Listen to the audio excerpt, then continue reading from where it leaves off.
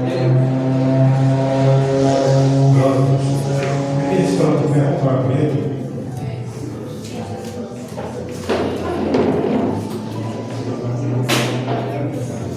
em nome do Senhor Jesus, Pai, nós apresentamos agora, Senhor, a vida do Teu Filho, do Teu servo.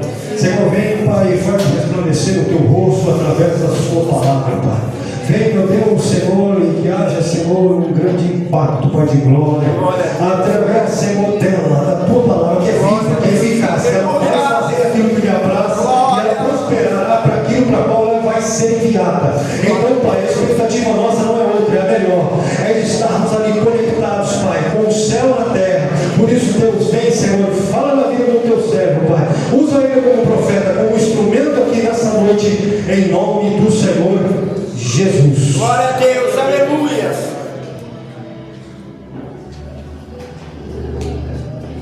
Glória a Deus. Aleluia.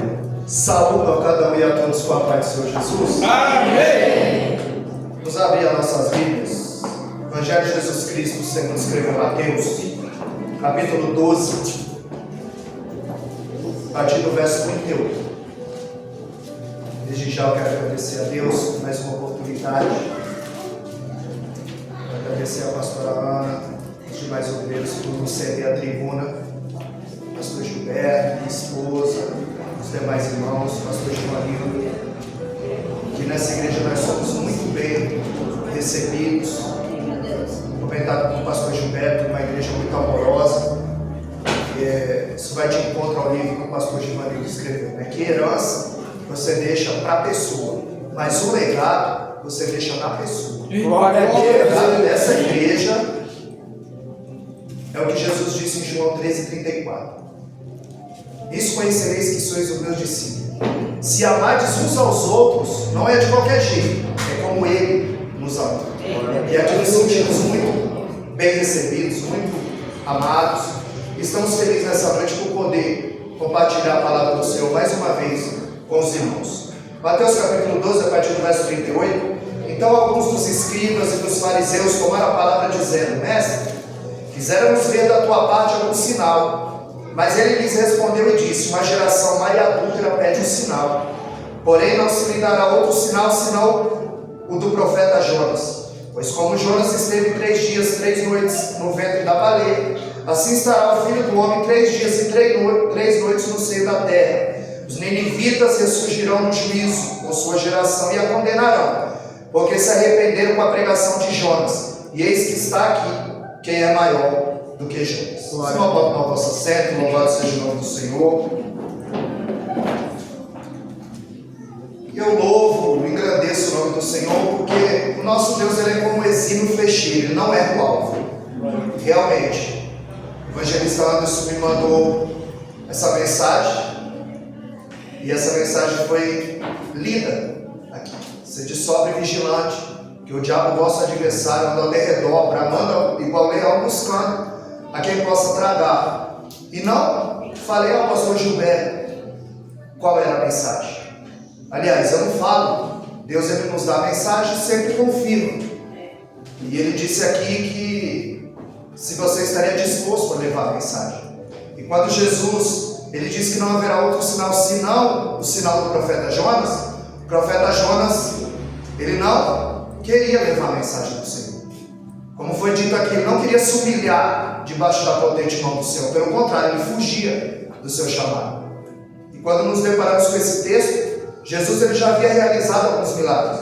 Jesus ele já havia curado o leproso, já havia curado o servo do centurião, já havia curado a sogra de Pedro, já havia mostrado o seu poder acalmando a tempestade, ele já tinha libertado o endemoniado de Gadara, tinha curado o paralítico de Cafarnaum, havia curado a mulher do fluxo de sangue, ressuscitado a filha de Jairo, curado o homem da mão mirrada, trouxeram um endemoniado que era surdo e cego.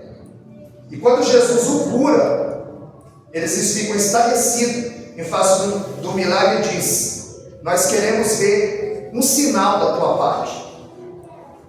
E Jesus disse: não haverá outro sinal para essa geração má e adulta, a não ser o sinal do profeta Jonas. Jesus, ele havia expulsado o demônio pelo dedo de Deus.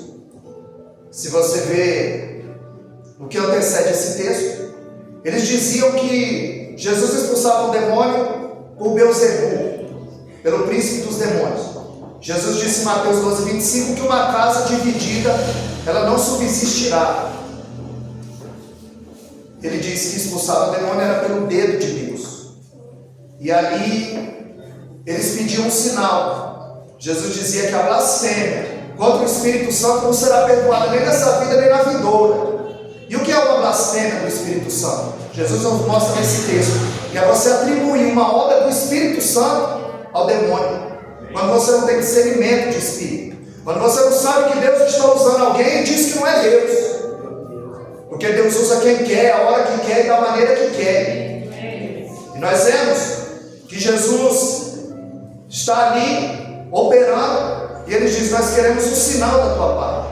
E Jesus, ele diz para os fariseus: não haverá outro sinal para essa geração mais adúltera. Por que adúltera? Porque eles adulteraram a palavra do Deus eterno. Eles transformaram os 10 mandamentos em 613 preceitos, a qual eles mesmos não conseguiam cumprir, mas colocavam uma carga em cima do povo. Por isso que Jesus os chama de sepulcro caiado. O que é o sepulcro caiado? É um túmulo pintado de branco, bonito por fora, mas lá dentro tem um corpo em estado de putrefação. Ele estava dizendo: vocês se vestem como crente, vocês falam como crente, andam com crente, mas não tem nada de Deus. Vocês só têm a aparência de crente. Jesus estava condenando a hipocrisia dos fariseus. Nós vemos que eles pediam um sinal, e sinal não converte ninguém. O que chega no mais profundo, no âmago, no cerne da alma do ser humano, é a palavra. Aos Hebreus 4:12, a Bíblia diz que a palavra de Deus, ela é viva e eficaz. Se ela é viva, ela produz vida. Se é eficaz, ela causa efeito. Ela é mais penetrante que espada de 2 gumes, mais cortante que espada de 2 gumes. Ela é apta para dividir a junta da medula e a alma do espírito. Essa palavra chega aonde o bisturi do médico não chega. Então nós entendemos que sinal, o que muda de fato a vida de alguém, é a palavra do Deus eterno. Aleluia, Deus. Porque as gerações mais incrédulas foram as que viram sinais. A geração de Moisés, a geração de Elias, eles viram muitos sinais. A geração de Jesus estava dizendo: não haverá outro sinal a não ser o sinal do profeta Jonas. Porque nós sabemos, o evangelista Anderson pregou ontem na nossa igreja e enfatizou esse ponto, que havia 3 multidões que seguiam Jesus. Em João 6:2, a multidão seguia porque via os sinais que ele operava sobre os enfermos. Em João 6:24, ele dizia: mestre, quando chegou aqui, o procuramos há 2 dias. Ele disse: eu sei porque que vocês estão me procurando. Não é pela palavra que eu vos tenho falado, mas é por causa do pão que eu multipliquei. É porque a barriga de vocês está vazia. É porque vocês sabem que eu tenho para lhes dar. E nós vemos em João capítulo 5 e o verso 1 que a multidão se apertava para ouvir a palavra. Então havia a multidão que queria os sinais, a multidão queria comer os pães, mas havia a multidão que apertava para ouvir a palavra. 3 tipos de multidão seguia Jesus. Jesus estava dizendo: não haverá outro sinal senão o do profeta Jonas. Porque lá em Êxodo, capítulo 19, verso 5, Deus fez um conselho e disse a Moisés lá no monte, que se diligentemente ouvir a minha voz e guardar o meu conselho, vocês serão meu povo peculiar, vocês serão minha propriedade, nação santa, sacerdócio real.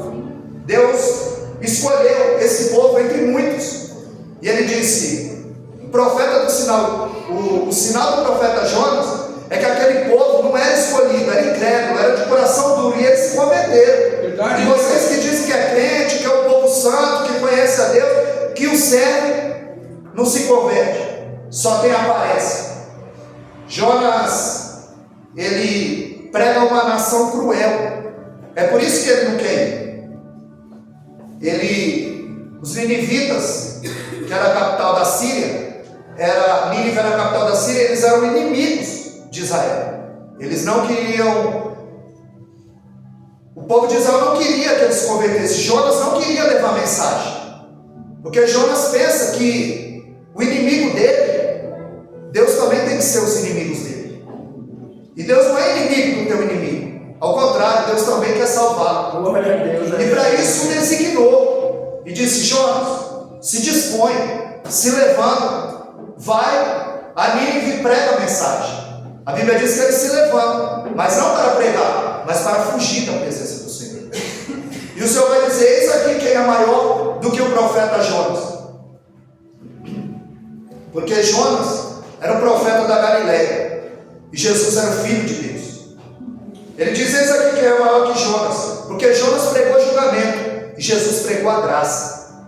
E ele diz: eis aqui quem é maior que Jonas, porque Jonas, ele morreu pelos seus pecados, Jesus morreu pelos nossos pecados. Glória a Deus. Ele vai dizer que Jonas não ama o povo a qual pregou, mas Jesus nos ama. E a Bíblia diz em Romanos 5,8 que ele prova o seu amor para conosco e que Cristo morreu o seu tempo por nós, sendo nós ainda pecadores. A iniciativa foi dele.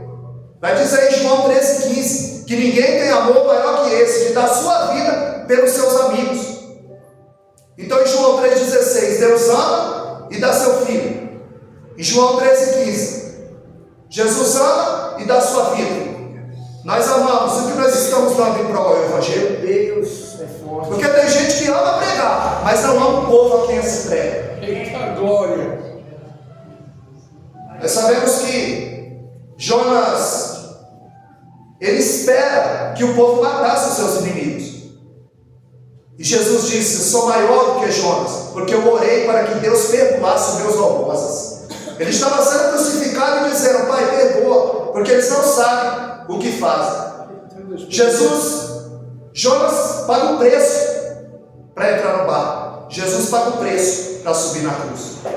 Nós vemos que Jonas, ele dorme no barco, fugindo da vontade de Deus. Jesus dorme no barco, no centro da vontade de Deus. Por causa de Jonas, começou uma grande tempestade. Por causa de Jesus, acalmou a tempestade.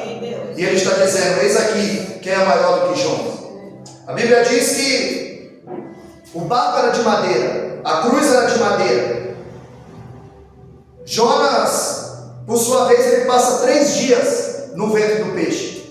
Jesus passa 3 dias na sepultura. Jonas sai vivo do ventre de peixe. Jesus sai vivo de dentro da sepultura. Jonas sai e prega e leva uma nação ao arrependimento. Jesus sai, nos prega e leva todas as nações. Aleluia. Glórias a Deus. E ele está dizendo: eis aqui quem é maior do que Jonas. Porque Jonas significa pomba. Você sabe que a pomba é o símbolo da paz. Mas Jonas está com a síndrome de urubu. Se alimenta da carniça dos outros. Ele se alegra com a derrota do outro, com a desgraça do outro. Você vê que o urubu, ele não mata, ele se alimenta da desgraça dos outros. Seu nome significa pomba, o símbolo da paz, o símbolo do Espírito Santo. Porque quando Jesus foi batizado, a Bíblia diz que o céu abriu, o Espírito desceu em forma de pomba e o Pai falou. E quando o homem é aprovado, o céu abre, o Espírito desce e o Pai fala. Ele é o símbolo da paz, mas longe de ser um homem pacífico, ele está em guerra consigo, ele está em guerra com Deus e ele está em guerra com os homens. E ele acha que ele pode fugir da presença do Deus eterno. E Deus delega a ele uma missão e diz: dispõe-te, levanta-te, vai a Nínive e prega contra aquela nação. Porque o pecado havia aumentado muito e demandava uma intervenção divina. E Deus delegou um profeta para pregar a sua palavra. E nessa noite não é diferente. Todos nós fomos delegados. Isso não foi delegado ao pastor, ao presbítero, ao diácono. A todos. Verdade, Deus. A todos. Porque antes dele falar ide, como foi louvado aqui, ele chama: vinde. Vem. Essa é a hora. Vem. Primeiro ele chama. capacita, vocaciona, treina, depois ele envia. Ide. Glória a Deus. Primeiro vinde, depois ide. Porque não tem sem capacitação o seu Espírito Santo. Antes dele enviar, ele enviou o Espírito para nos capacitar. Aleluia. Nós vemos que Jonas, ele recebe a palavra do Senhor. O texto começa dizendo: veio a palavra de Deus a Jonas. Jonas recebeu essa incumbência. Ele se levanta, mas não para levar a palavra, mas para fugir. E como alguém pode achar que pode se esconder de Deus? Se o Salmo 139 nos relata que Ele nos sonda e nos conhece, que não tem 1 milímetro nesse universo que não seja dele, que Ele não conheça. Salmo 33,14: da sua morada Ele contempla todos os moradores da terra. A Bíblia diz em Provérbios 15,3 que os olhos do Senhor estão em todos os lugares, contemplando os bons e os maus. A Bíblia vai dizer em Apocalipse 19,12 que os olhos dele é como chama de fogo. A Bíblia diz em Zacarias 4,10: não despreze o dia das coisas pequenas, porque os 7 olhos do Senhor passam por toda a terra. Segundo Crônicas 16,9: quanto ao Senhor, os seus olhos passam por toda a terra. Salmo 101 e o verso 6: os meus olhos procurarão os fiéis da terra. Ele podia achar que estava fugindo do Senhor, mas o Senhor estava contemplando a sua fuga. Ele foge do chamado, ele foge da responsabilidade. E ele pega um caminho que ia durar 1 ano para ele chegar no sul da Espanha, em Tarsis. Ele pega um caminho ao contrário do que aquilo que o Senhor o designou. Porque às vezes Deus está te chamando para você ir para Nínive, mas você quer ir para Tarsis. Quando nos deparamos com esse texto, nós entendemos que ninguém sai da presença dele. Porque alguém diz: eu vou entrar na presença do Senhor. Mas quando você saiu da presença dele?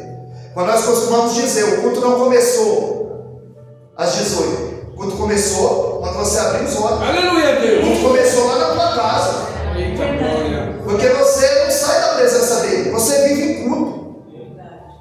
Então você não vem aqui para se encher, você vem aqui para transbordar. Eita, o que você se encheu? aleluia, Deus. Se você leu, se você adorou, se você orou. Então você vem aqui para transbordar daquilo que você se encheu. Porque Jonas, ele não queria fazer a vontade de Deus, ele queria fazer a dele. E o adversário não quer que você faça a vontade dele, ele quer que você faça a sua. Você sabe que o Éden foi o portal do inferno, porque lá foi feita a vontade do homem. Lá prevaleceu a vontade do homem. Mas no Getsemane é o portal do céu, porque lá Deus disse: Pai, todavia seja feita a tua vontade. No Getsemane é a vontade de Deus que prevalece. Nós vemos que se Jonas não quer fazer a vontade do Senhor, ele não precisava fugir. Era só ele ficar parado. Tem muita gente, irmão, que não está fugindo, mas está parado. E quem não evangeliza precisa ser evangelizado. Meu Deus. Porque Deus disse que você é sal da terra, não é sal dentro do saleiro. Dispõe-te, levanta-te, vai a Nínive levar a mensagem. Porque todos que chegavam perto do apóstolo Paulo, irmão, se convertiam. Ele ficou preso na guarda pretoriana, 16 mil soldados. E em Filipenses 4,23 ele diz: o santo vos saúda, principalmente os da casa de César. Ele estava algemado a 2 soldados, 4 turnos de soldados. Ele evangelizou a guarda pretoriana inteira. Ali não era Paulo pisando na cadeia, era o evangelho entrando na cadeia. Aonde você chega, o evangelho tem que chegar. Porque você é sal da terra, é luz do mundo.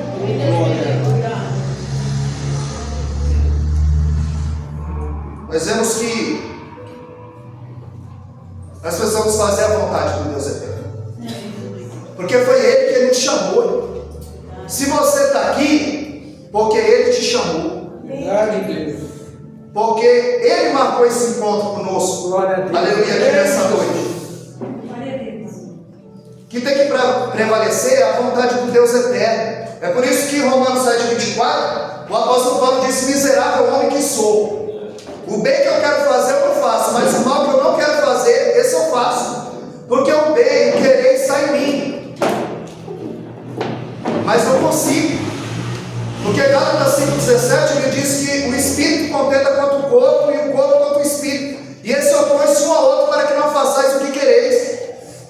A luta é constante. O teu espírito quer adorar, a tua carne quer ficar em casa. O teu espírito fala, eu quero adorar, e a tua carne fala, está chovendo, você vai se resfriar, vai se molhar. A luta é constante. E se a gente não sente a luta da carne com o espírito, a gente precisa verificar o nosso pulso. Talvez nós estejamos mortos. Porque a luta é constante. E quando nos deparamos com o livro de Jonas, algumas pessoas acham que o grande nome do livro é o peixe, mas só aparece 4 vezes.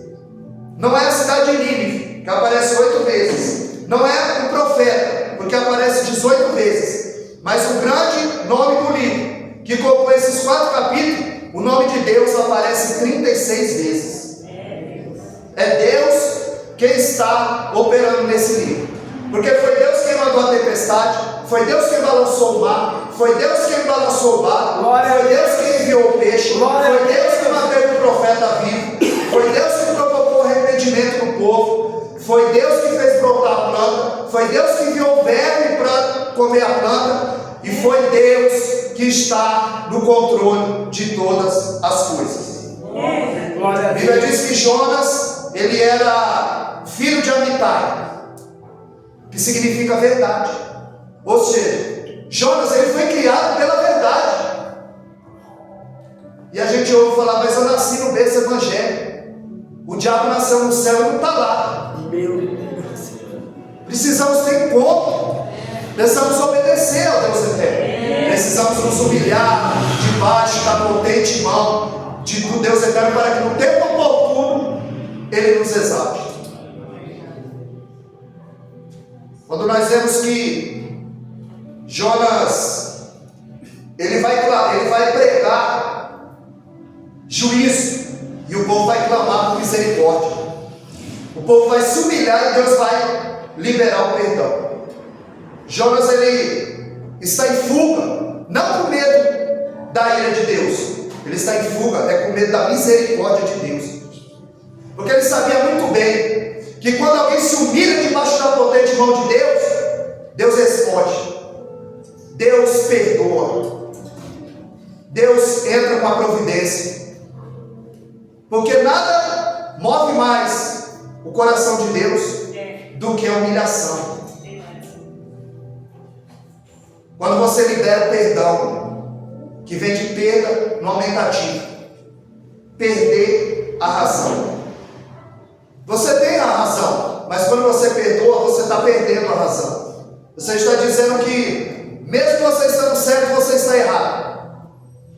Jonas, ele não queria pregar para esse povo, porque os assírios, o povo de Nínive, era um povo cruel. Quando eles capturavam o inimigo, eles vazavam os olhos. É de lá que vem essa expressão, vai custar os olhos da cara. Nossa, como é caro, custa os olhos da cara. Porque quando eles capturavam o inimigo, eles vazavam os olhos. Quando eles capturavam os inimigos, eles colocavam no deserto, com a língua para fora, prendia e deixavam morrer de sede no sol escaldante. Eles pegavam as mulheres grávidas, tiravam o feto, colocavam um gato vivo e costuravam. Era um povo extremamente cruel, inimigo do povo de Israel. É por isso que ele não queria pregar para esse povo. Porque, como eu falei, Jonas acha que os inimigos dele têm que ser os inimigos de Deus. E Deus não tem inimigo. Sabe o que é o inimigo de Deus? Primeira carta de João, ele disse, aquele que é amigo do mundo, o crente amigo do mundo, é que é o inimigo de Deus. Porque Elias 18, 21 de Reis, ele diz, até quando cocheareis entre dois pensamentos? Sai de cima do muro. É por isso que ele disse em Apocalipse 3,16, não é quente e nem frio. Se é morno, eu estou a ponto de vomitar da minha boca. Nem é quente como a minha igreja, nem é frio como o mundo. Coxia em dois pensamentos. Jonas, ele sabe que se ele prega, o povo se arrepende, Deus salva. Mas ele não queria que aquele povo se arrependesse. Ele era um pregador que não queria pregar. Ele era um teólogo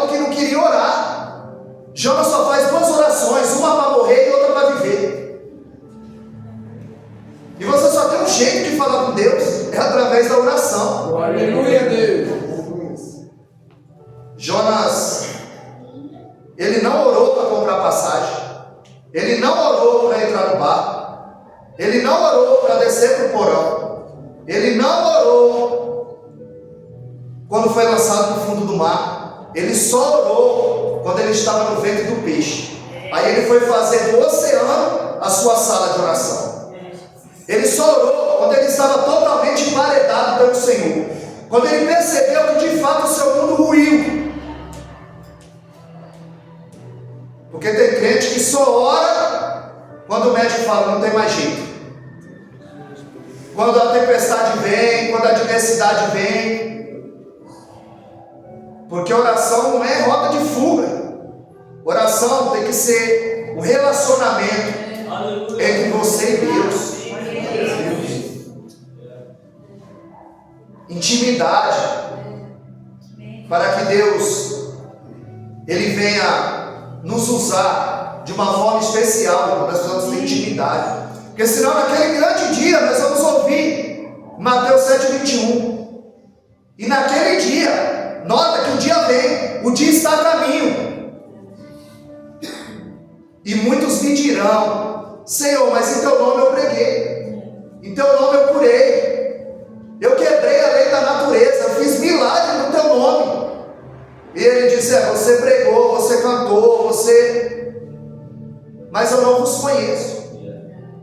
Eu não tenho intimidade. Nós precisamos ter secreto com Deus. Porque quando eu entro na oração, eu levo o que é meu. Mas quando eu sou da oração, eu trago o que é dele. Eu estou para ir a um culto. E Deus me dá uma palavra. E eu chegar no culto e Deus me confirmar essa palavra. Porque ele é como um exímio flecheiro, ele não erra o alvo. Glória a Deus, aleluia. Sabe que o escafandrista, ele usa um escafandro. O mergulhador usa um escafandro. É um aparelho que ele vai às profundezas do mar para descobrir os mistérios do oceano. E nós temos que ser como um escafandrista. Nós temos que mergulhar nesse oceano chamado Bíblia para revelar os seus segredos e mistérios. Glória a Deus. Porque foram homens inspirados por Deus que escreveram. E se ele escreveu, ele revela, mas para isso tem que ter secreto. Glória a Deus, aleluia. Sabemos que Jonas ele é um crente em rota de fuga. E crente em rota de fuga, irmão, fugindo do chamado, é o causador de tempestade. Aonde ele chega, a tempestade está com ele. Ele é um causador de tempestade. Porque a Bíblia diz em Isaías 14:27 que quando ele estende a sua mão, quem fará voltar atrás? E quando Deus decide, irmão, acabou. Não foi Paulo que se decidiu por Cristo, foi Cristo que se decidiu por Paulo. Paulo não se converteu, ele foi convertido. Paulo não encontrou Jesus, Jesus me encontrou no caminho de Damasco. Ele não teve escolha. Em Atos 9:15 ele disse, vai porque este é para mim o vaso escolhido. Jeremias foi falado aqui em 5. Eu sou uma criança, não sei falar, não diga que é uma criança, porque eu te separei no ventre, te chamei para o profeta. Ele queria ser sacerdote, o pai dele era sacerdote. O sacerdote já sabia o que tinha que fazer, tudo que tinha que fazer no ritual cerimonial do templo. Agora o profeta não, porque o sacerdote recebia do povo e entregava para Deus. Agora o profeta recebia de Deus e entregava para o povo. Ele não queria, o cargo era pesado. E Deus disse, não, eu te separei, eu te chamei para o profeta, no ventre da tua mãe. Tem gente que não tem escolha. Foi Deus que te escolheu. João 15:16, não foi vós que escolheste a mim, mas eu que escolhi a vós, para que vades e deis fruto, e o vosso fruto permaneça. A fim de tudo quanto pedis ao Pai, crendo, receba. Por isso que Mateus 7:20, ele disse, é pelo fruto que conhece a árvore. Estava dizendo aos fariseus, é pelo fruto que conhece a árvore. Não é pelo que ele fala, não é pelo que ele veste, porque o mundo aí fora não lê a Bíblia, lê a tua vida. Você é a carta aberta. Não é carta fechada não, é aberta. Porque a fechada ninguém sabe o seu teor. Mas Deus escreveu com tinta de sangue uma nova história para as nossas vidas. Nós vemos que Jonas, ele foge do chamado, ele foge da responsabilidade. Mas quando Deus tem um chamado, Isaías 43:13, como foi falado aqui, antes que houvesse dia, ele é, e fora dele não há outro. E ele diz: operando ele, quem impedirá? Ainda antes que houvesse dia, eu sou, e ninguém há que possa escapar das minhas mãos, e operando ele. Isaías 14:27, quando ele estende a mão, quem vai fazer voltar atrás? Deuteronômio 32:39, vede que eu sou, e fora de mim não há outro. Eu filho e eu saro, eu mato, eu faço viver, eu sou o Senhor, faço todas essas coisas, e não há quem escape das minhas mãos. Glória a Deus, amém. Ninguém escapa, mas Jonas achava que podia escapar. Deus enviou uma grande tempestade, os marinheiros percebem que aquela tempestade não é normal, começam a clamar os seus deuses, e Jonas desce para o porão do barco. Crente que consegue dormir na tempestade, a casa está desmoronando, está dando tudo errado, e ele não ora, ele dorme. Alabá, subdecanta araga súbia, lamanto ide, calamanaia sério. Você tem que orar antes da tempestade chegar, irmão, porque é o Deus do livramento. Antes da palavra chegar na tua língua, ele conhece, mas ele quer ouvir. Ele quer ter relacionamento secreto. E às vezes você está no quarto, Mateus 6,6, ele disse: quando orares, não, ele disse, ele não disse se orares, ele disse quando orares. Precisa orar. E às vezes você pensa que as palavras estão passando do teto, mas ele não está no teto, ele está dentro do quarto com você. Aleluia. Aí você fala: Deus me visita, e ele diz: eu moro em você. 1 Coríntios 3,16, você é templo e morada do Espírito Santo. Ele não habita mais na arca, ele não habita mais no tabernáculo, agora ele habita no teu coração. Eita glória. Ele dorme. A tempestade está acontecendo, ele não ora, ele dorme. Os ímpios chegaram lá e disseram: acorda, dormente, o que é que tu está fazendo? Quem é você? E ele diz: eu sou hebreu e temo a Deus. Teme a Deus e foge da vontade do Deus eterno? Teme a Deus e acha que pode fugir da presença do chamado? Provérbios 1,7, o princípio da sabedoria é o temor de Deus. Ele diz que teme a Deus, mas foge. Quando nós vemos Lucas 6,46, ele disse: por que me chamais Senhor, Senhor, e não façais o que eu vos mando? Ele disse para Pedro: Pedro, mata e come. E ele disse: de maneira nenhuma, Senhor. Me chama de Senhor, mas não faz o que eu mando. Tem muita gente que chama Deus de Senhor, mas não obedece. Porque quando ele falou para a mulher samaritana em João 4,23, que Deus procura os verdadeiros adoradores, não tem nada a ver com voz entoada, não tem nada a ver com coreografia religiosa. Adorador aqui é obediência. Porque todo Deus que era adorado, ele requeria do seu adorador fazer a vontade desse Deus. O Deus Sol, eles entregavam o coração vivo, pulsando. Moloque, eles entregavam os filhos, queimavam os filhos vivos. Diana, eles se prostituíam no templo. E quando Deus diz que o Pai procura verdadeiros adoradores que adorarão o Pai, Espírito e verdade, está dizendo: eu estou procurando alguém que obedeça a minha palavra. Glória a Deus, aleluia. 1 Samuel 15:22, não tem o Senhor tanto prazer em holocausto e sacrifício que se obedeça a palavra, porque o obedecer é melhor do que sacrificar. Porque tem gente que quer fazer do seu jeito. Moisés, Deus chama Moisés, fala a rocha. Moisés vai até a rocha. A Bíblia diz que ele acabou de sair da oração, ele ardeu em ira. Ele disse: rebeldes. Mas Deus não mandou ele chamar o povo de rebelde. E ele chega diante da rocha. 1 Coríntios 10:4, a Bíblia diz que essa rocha era Cristo, e todos beberam de uma mesma bebida espiritual. Ele fere a rocha 2 vezes, mas Deus diz: fala a rocha, Moisés. Ele feriu com ira.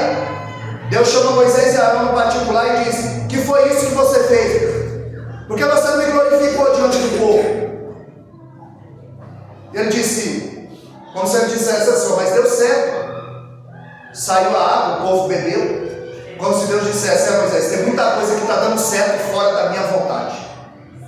Tem muita coisa que está dando certo, mas não é feito do jeito de Deus. Porque crente não trama. Crente espera no Deus eterno. Porque a maior evidência de quem conheceu o Evangelho, está cheio do Espírito Santo, não é pular, não é girar, não é gritar, não é falar em língua, não é cantar, não é pregar. É quando eu tenho a oportunidade de pecar e não pego. É quando eu posso mentir e não minto. É quando eu passar o meu irmão para trás e não passo. É quando eu posso adulterar e não adultero, porque eu estou cheio do Espírito Santo. Porque eu temo a Deus e lhe obedeço. Aleluia. Glória a Deus, aleluia. É por isso que Tito 1,16, o apóstolo Paulo falou: dizem que conhecem a Deus, mas o negam com as obras. São reprovados e abomináveis para toda boa obra. Porque professa uma coisa e faz outra. Prega uma coisa e vive outra. E Deus, Ele conhece. Não adianta a gente andar no descompasso do céu. Professa uma coisa e faz outra. Está em descompasso com o céu. Porque pecado escondido na terra é escândalo no céu. Porque existe um que sonda, existe um que nos conhece. E Deus vai mostrar para Jonas como é que se faz com crente desobediente. Porque Jonas sabia muito bem que aquela tempestade era por causa dele. Que o crente fuga, que o crente fugindo do chamado é o causador de tempestade. E eles começaram a jogar todas as malas no mar. E Jonas disse: me joga e a tempestade vai se acalmar. Ele estava dizendo: eu prefiro morrer do que pregar. Porque como ele ia sobreviver? No meio do mar, no meio de uma tempestade. Ele preferia morrer do que pregar a palavra. Só que agora Deus não está falando mais com Jonas através da palavra. Até ali veio a palavra de Deus a Jonas. Veio a palavra do Senhor a Jonas. Agora Deus está falando com ele através da tempestade. Deus está falando com ele através da circunstância. Agora é a tempestade. Agora é o mar. Agora é o grande peixe. Tudo isso está falando com Jonas. E se você prestar atenção, você vê que a tempestade obedece, o mar obedece, o peixe obedece, só o crente não obedece. Aleluia, Deus. Tem crente desobediente ainda. E o que Deus requer dos seus filhos? Obediência. Miqueias 6,8. O que Deus requer do seu povo? Que ande humildade do seu Deus, como foi dito aqui. Porque o símbolo desse reino é uma bacia e uma toalha. Lavar o pé um do outro. 13,15 de João, ele disse: eu vos dei exemplo. Eu lavei o pé um dos outros. E como eu fiz, façais vós também. Tem muita gente, irmão, com pedestal. E pouca gente com a bacia e a toalha na mão. Muita gente querendo ser servida e pouca gente para servir. E o símbolo desse reino é uma bacia e uma toalha. Tudo está obedecendo a Deus, menos o crente, menos o seu servo, querendo fazer do jeito dele. E ele está numa descida íngreme. Ele desce de Gade para Jope. Ele desce do porto para o barco. Ele desce do barco para o porão. Ele desce do porão para o mar. Ele desce do mar para o ventre do peixe.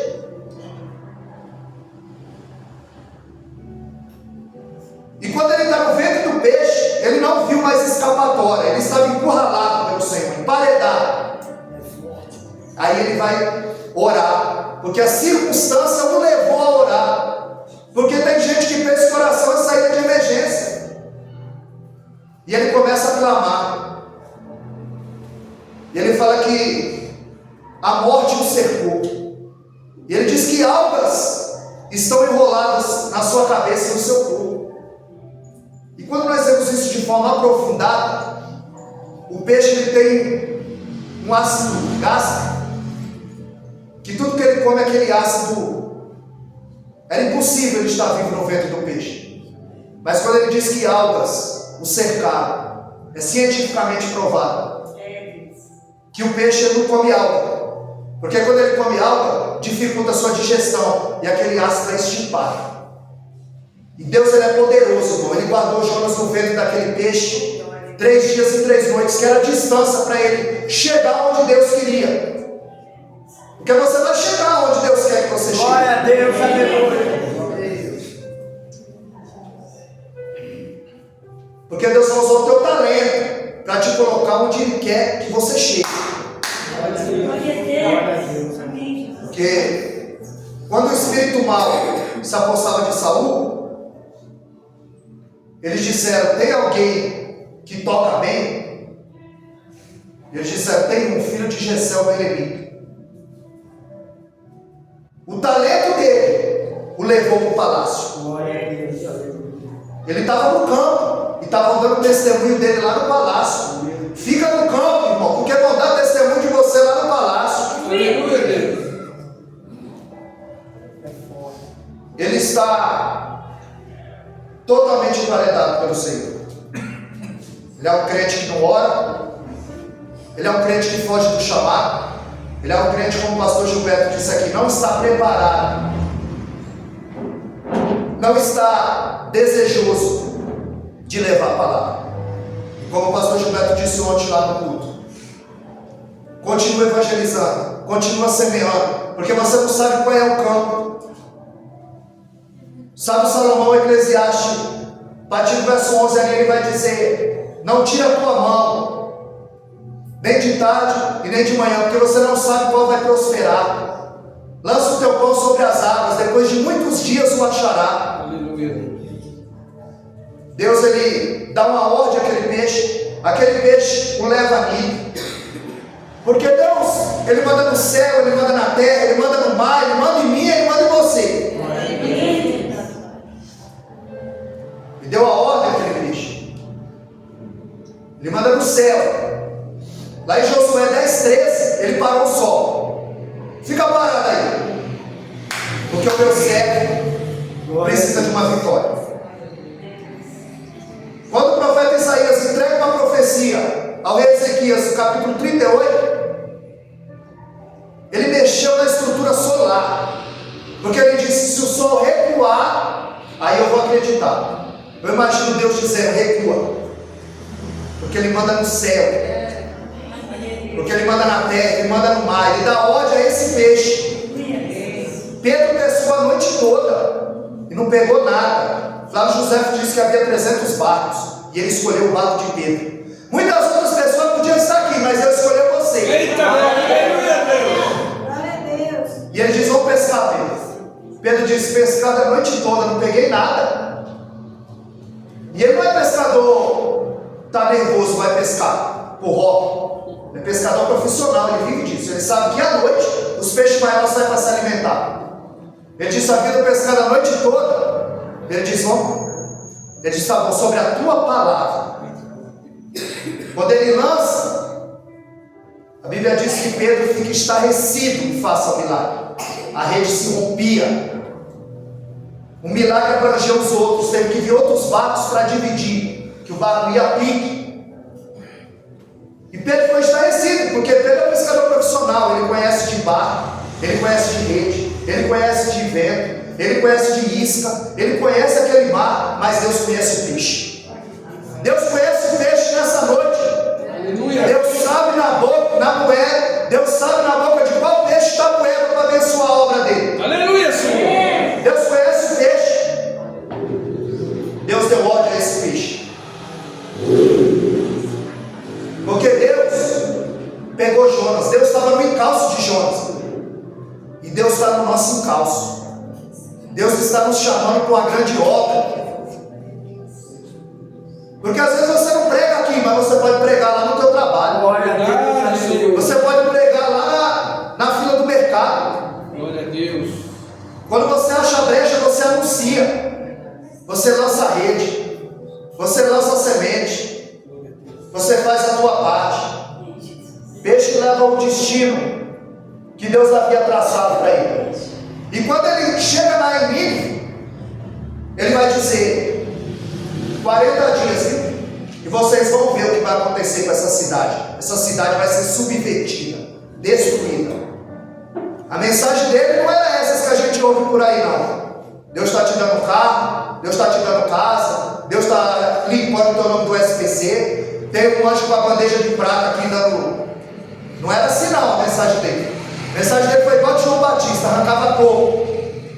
Se Jesus pregasse a mensagem que se prega hoje, ele nunca teria sido crucificado. Porque ele pregava o que é certo, não o que dá certo. Muita gente queria saber, eles pediam um sinal, muita gente é atraída por sinal e não é atraída pela cruz. O evangelista Ana nos frisou bem ontem, João capítulo 6.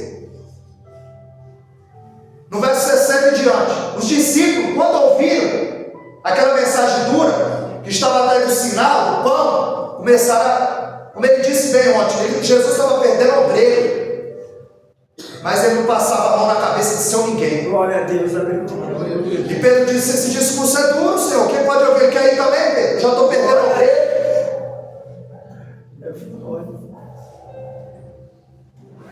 Porque a palavra era boa, como disse ele, a palavra era do céu. O pregador então era bom, era o príncipe dos pregadores, mas o coração do povo era ruim, o coração do povo era duro. E Jonas chegou, 40 dias, e vocês vão ver. Jonas não contava que a mensagem dele ia surtir efeito. Ele não queria que aquele povo se convertesse. Já pensou alguém pregar para que a pessoa não se converta? Pois ele pregava desse jeito. Mas Paulo, ele enfatizou bem isso. E eu acho que ele olhava para Jonas quando escreveu 1 Coríntios 3,6. Eu plantei, Apolo regou, mas é Deus que dá o crescimento. Aleluia. Porque nem o que planta, nem o que rega, nem o que prega, nem o que canta é alguma coisa. Ele é que dá o crescimento. Glória a Deus. João 16,8. É ele que convence o homem do juízo, da justiça e do pecado. Glória a Deus. 2 Coríntios 4,7. Apóstolo Paulo exaltou aquela igreja, porque a igreja estava multifacetada. Era um culto à personalidade. Eu sou de Pedro, eu sou de Paulo, eu sou de Apolo, eu sou de Jesus. E Paulo disse: não, Deus coloca tesouro em vaso de barro para que a excelência do poder seja dele e não nossa. Glória a Deus. Mas a importância não é o vaso ele usa qualquer um. O importante é a mensagem que tem dentro dele. Glória a Deus. É a mensagem que ele prega. A mensagem dele tem só uma linha. 40 dias vocês vão ver. E o número 40 na Bíblia é o fim da prova. Era o fim da prova daquela nação. No dilúvio, choveu 40 dias e 40 noites. Cessou. Golias afrontava o povo 40 dias, até que Davi chegou lá. Elias, e eu louvo a Deus porque Deus não dá o que a gente quer. Elias pediu a morte, Deus deu pão para ele. Glória a Deus. Come, fica mal e fome. Vai caminhar mais 40 dias. 40 dias ele caminhou com aquele pão. Glória a Deus. Jesus jejuou 40 dias no deserto. O diabo ofereceu tudo que o orgulho humano quer, como frisou bem aqui nosso pastor. Ele ofereceu para ele fama, riqueza e a glória desse mundo. Mas Jesus estava vacinado, ele não mordeu a isca. E é o perigo dos holofotes. Tem muita gente mordendo a isca, achando que só ele prega, só ele canta. Se ele não tiver, o culto não vai. Tem muita gente mordendo a isca. A fama tem matado mais gente do que a perseguição, porque eles têm se perdido sozinhos. Soberbo, orgulho. Ezequiel 28. O adversário disse: eu subirei e serei semelhante ao Altíssimo. Jesus disse: eu descerei e serei semelhante aos homens. Um se humilha, o outro se exalta. Nós vemos que lá no Éden, quando Adão pecou, foi o primeiro sacrifício. Deus vestiu o homem com a pele de cordeiro, mas lá na cruz ele vestiu o cordeiro com a pele humana. Aleluia. Ele enviou o sacrifício perfeito para nós. Ele, 40 dias e 40 noites, ele pregando, Deus não contava, Jonas não contava que Deus ia aceitar o sacrifício daquele povo. A Bíblia diz que aquele povo temeu de tal maneira. Jonas era um crente, ele não temia, ele fugia. Um povo que não conhecia Deus temeu. É por isso que a Bíblia diz que os filhos das trevas são mais prudentes que os filhos da luz. Eita glória. Você já viu alguém de joelho daqui até lá? Você sabe onde é? E o crente, né? Uma hora que ele orar de joelho, o joelho dele está doendo. Ele vai orar, ele fica com sono. Ele vai ler a Bíblia, ele dorme. E o filho das trevas não. Você sabe que todas as religiões exigem, sabe o que? Jejum. É o que dá acesso ao teu espírito. É o que abre a porta do mundo espiritual. No Ramadã, eles ficam 40 dias sem comer. A gente não consegue ficar um dia. A gente tem fome. Porque só jejum que tem fome de Deus. Aquele povo estava com fome de Deus. A Bíblia diz que eles rasgaram as vestes, se vestiram de pano de saco, e eles apregoaram no jejum. E Deus se agradou. Por isso que Joel 2,13, ele disse: não rasgai as vossas vestes, mas rasgai o vosso coração. Porque rasgar as vestes era um ato de humilhação, mas virou um ato cênico, um teatro. Deus estava dizendo: não, rasga o coração, se entrega, se humilha, porque talvez ainda haja esperança. Lamentações 3,29. Põe a tua boca no pó, talvez ainda haja esperança. Houve esperança para aquele povo. Para finalizar, esse povo se humilhou. Eles entenderam que o jejum não muda Deus, o jejum muda você. Glória a Deus. Eles entenderam que jejum é fome de Deus. Eles entenderam que jejum sem oração é dieta. Precisa orar, é o secreto. Eles entenderam que o jejum abre a porta do mundo espiritual. O seu espírito fica sensível. Eles entenderam que o jejum não ia mudar o decreto de Deus, ia mudar a eles. Quando veio o veredito sobre Davi, a Bíblia diz que durante 7 dias ele jejuou e orou. Deus mudou? Não, Deus mudou, levou o seu filho. Porque o jejum não muda Deus. O jejum nos torna pessoas melhores. O jejum é você mata a sua carne, o seu desejo. Você se humilha diante do Deus eterno, para que no tempo oportuno Ele vos exalte, não o teu semelhante te exalte. Eu estou muito vacinado, irmão, com esse negócio. Irmão, você pregou muito. O último que roubou a glória de Deus morreu comido de bicho. A gente tem que tomar cuidado e saber que a glória é dele. Que é ele que usa.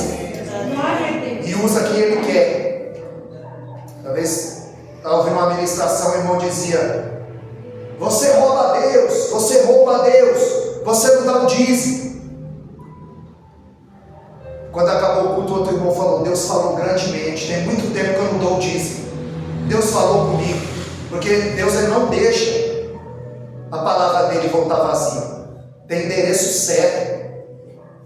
Então não pode esse negócio: só eu prego, só eu canto, só porque Deus vai usar quem ele quer. E isso não é sinal de salvação, porque ele precisa usar. Agora ele não vai usar mais jumento, agora ele não vai usar mais peixe, agora ele quer usar eu e você. Aleluia, Deus.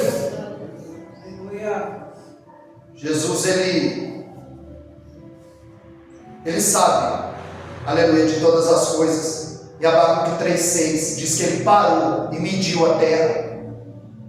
Ele parou e mediu a terra. Ele viu que aquele povo se humilhou, que Jonas pregou juízo, o povo gritou misericórdia. O povo se humilhou e Deus liberou o perdão. Eu vejo que Jonas ele é o único que fica frustrado o sucesso da sua mensagem. Ele é o primeiro missionário da história que foi pregar em outro país e obteve êxito com uma cidade inteira. O texto vai dizer que são 120 mil pessoas que não sabem discernir a mão direita da esquerda, uma referência às crianças que não sabem diferir a mão direita da esquerda. 120 mil crianças. Jonas sobe ao monte alto, prepara uma cabana, aquela cabana não faz sombra, ele se entristece, ele pede a morte. Deus planta uma árvore que cresce num dia e no outro já está grande, faz sombra, ele se alegra. É a primeira vez que ele está alegre no texto. Faz sombra para ele, porque ele é egoísta. Aí Deus manda um verme, mata aquela planta e ele se entristece. E Deus disse: deixa de ser egoísta, João. Essa planta nasceu num dia, morreu no outro. Você não regou, você não plantou. Você está triste por causa dessa planta. Agora o povo, você quer que pereça? As almas estão indo para o inferno, você não está fazendo nada. Ah, mas o bichinho vai ficar chateado. E o bichinho está indo para o inferno e você não está fazendo nada. Você precisa alertar. Que a Bíblia diz em Ezequiel 33 que se o ímpio morrer, ele vai morrer no pecado dele, mas se você não avisar, Deus vai demandar o sangue dele da tua mão. Agora, se você avisa e não se converte, você está livre do sangue dele. Verdade, Deus. O povo se converteu. Deus falou para Jonas: deixa de ser egoísta. Você não consegue perdoar quem te fere. E na cruz Jesus diz: Pai, perdoa os meus algozes, porque eles não sabem o que fazem. Às vezes a gente não consegue perdoar alguém que nos feriu. Jesus, Estevão, perdoa aqueles que o mataram. Deus, ele está no controle. Glória a Deus. Deus, ele está no controle de todas as coisas. Ele manda no céu, ele manda na terra, ele manda no mar, ele manda em mim, ele manda em você. Glória a Deus. É ele que dirige os nossos passos. A Bíblia diz no Salmo 37, verso 24, que os passos do homem bom são confirmados pelo Senhor. O Senhor vai confirmar o teu passo. O Senhor vai confirmar a tua vitória. O Senhor vai confirmar a tua oração. O Senhor vai confirmar o teu jejum. Precisamos obedecer. Glória a Deus. Salmo 19. A Bíblia diz que o firmamento anuncia a obra das suas mãos. No verso 3 diz que ele prega sem voz. Ele prega sem falar. Sol, a estrela, a lua, o firmamento anuncia as obras da sua mão. E alguém pergunta: onde Deus está? A pergunta não é essa, é onde Deus não está. Uma vez pegaram uma criança e querendo humilhá-la, disse: desenha aqui o teu Deus. Ela disse: ele não cabe nesse papel. Eita glória. Com Deus não brinca. Não tem um milímetro desse universo. O sol, a estrela, a lua. O Salmo 147, o verso 4. Deus conhece as estrelas, conta os números dela e as chama pelo nome, pastor. E se perguntasse para um geólogo: o que tem mais, areia na terra ou estrela no céu? É cientificamente comprovado. Tem mais estrela no céu do que grão de areia na terra. Pega um monte de areia assim na praia, coloca assim no vidro. Tem muito mais estrela no céu, nas galáxias. A Bíblia diz que Deus conta e as chama pelo nome. Será que Deus não te conhece nessa noite? Pelo nome. O sol, ele está no lugar certo.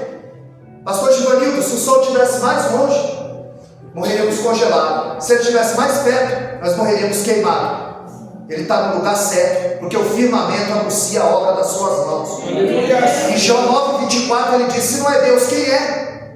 Se não é Ele, quem é? Nós podemos ver a digital do Criador quando nós olhamos o sol, quando nós olhamos a lua.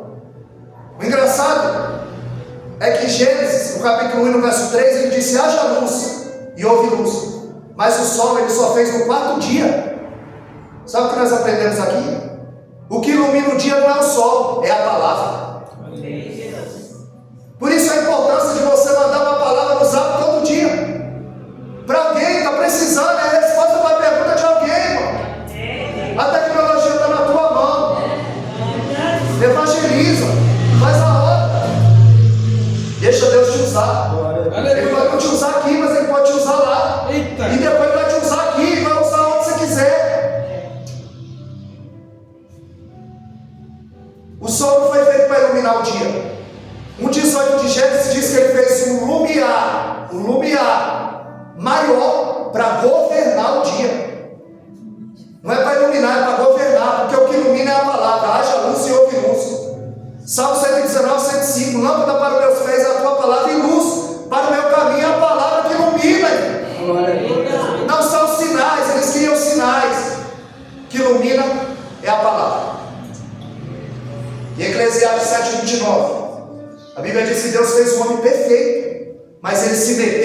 complicações. Ele deu a lua para São Jorge, ele deu a mata para Oxóssi, ele deu os mapas para Iemanjá, mas o Salmo 24 diz que do céu é a terra e toda a sua